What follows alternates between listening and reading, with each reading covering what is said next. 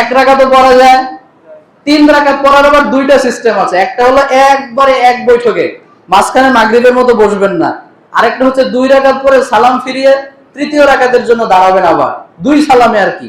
এই গেল 3টা সিস্টেম। 5 রাকাতও পড়া যায়, 7 রাকাতও পড়া যায়, এমনকি 9 রাকাতের কথা হাদিসে এসেছে। সুবহানাল্লাহ পড়েন। 1 রাকাত পড়লে কোনো সমস্যা আছে বলেন? কেন সমস্যা নাই বলেন তো? হুজুর বলছে তাই নাকি? হ্যাঁ, সমস্যা নাই কেন? হাদিস আছে, আমাদের কিছু বলার নাই। হাদিসে দেখলে আমাদের কোন আপত্তি আছে?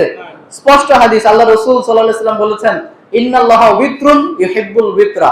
আল্লাহ বেজোর, আল্লাহ বেজোরকে ভালোবাসেন। সুবহানাল্লাহ পড়েন। তো বেজোর, আল্লাহ তো বেজোর, তার মানে আল্লাহ 3 নাকি? 3 তো বেজোর সংখ্যা, আল্লাহ তো 3।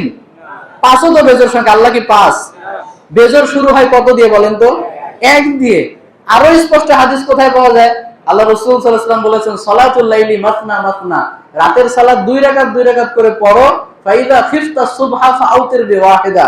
যখন তোমার মনে হবে ফজর হয়ে যেতে পারে, অথবা তুমি ঘুমিয়ে যাবা, ফজরের আগে আর জাগতে পারবা না, তখন 1 রাকাত দিয়ে বেতর করে দিও। সুবহানাল্লাহ। আপনি 8 রাকাত পড়লেন, শেষে 1 রাকাত পড়লেন, মোট হলো কত? মোট কত? এটা কি জোর সংখ্যা না বেজোর সংখ্যা? এটাই হচ্ছে বেজোর। বিতরণ মানেই বেজোর। যারা বেতর নিয়ে ঝগড়া করে, গীবত করে বেড়ায়, দেখবেন চায়ের দোকানে দোকানে এক একটা মুফতি, সংসদ ভবন এটা, এই মসজিদের হুজুরের এই সমস্যা, ওই হুজুরের ওই সমস্যা, এই বাড়ির এই সমস্যা, ওই বাড়ির ওই সমস্যা। আরে ভাই, তোমার কি সমস্যা? তোমার সমস্যাটা তুমি খুঁজো না, তোমার সমস্যাটা তুমি বের করো। মানুষের সমস্যা নিয়ে কেন আমরা খুঁজি? হাদিসে আছে আমাদের কি সমস্যা? সমস্যা আছে?